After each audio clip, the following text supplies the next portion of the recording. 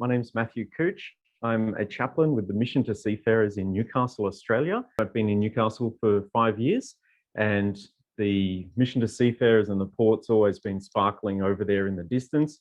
I've got a bit of sort of marine experience. I studied marine biology and geosciences and things like that.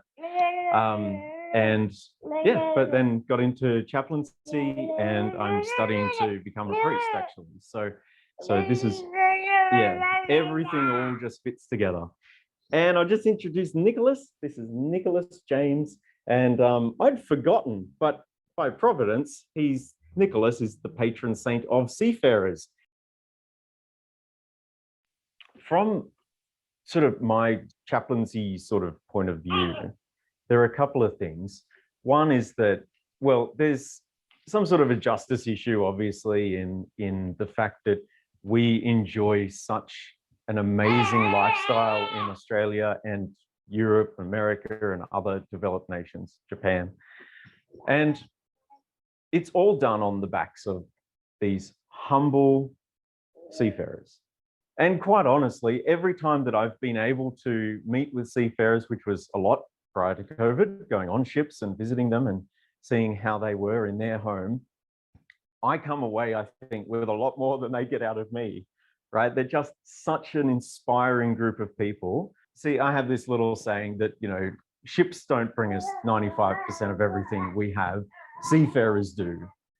There are people involved here with lives and families and all of that. So from that point of view, maritime matters to every single one of us. Yeah, it's a big deal, and people don't think about it enough. Part of it is telling those stories and helping people to see how their own personal life and the depths of their own meaning and their story are connected to the sea.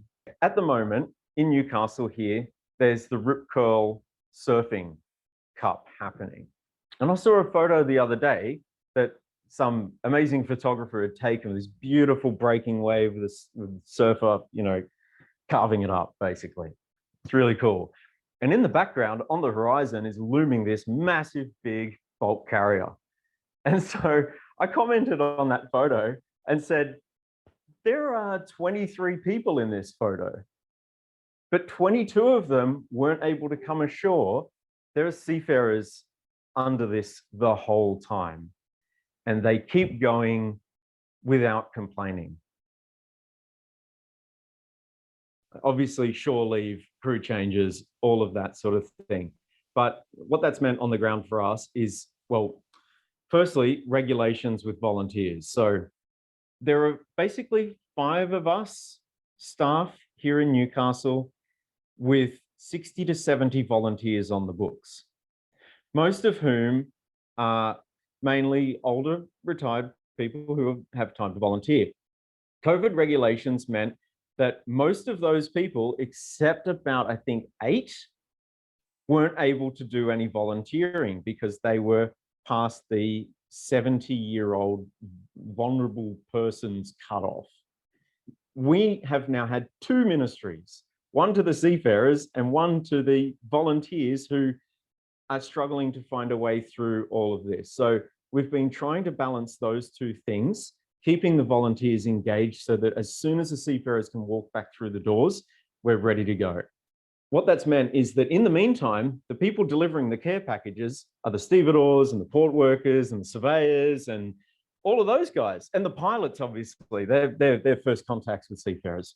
So all of those people have had the experience that we have every day in providing something of great value, great need to seafarers and seeing how much of a difference it makes.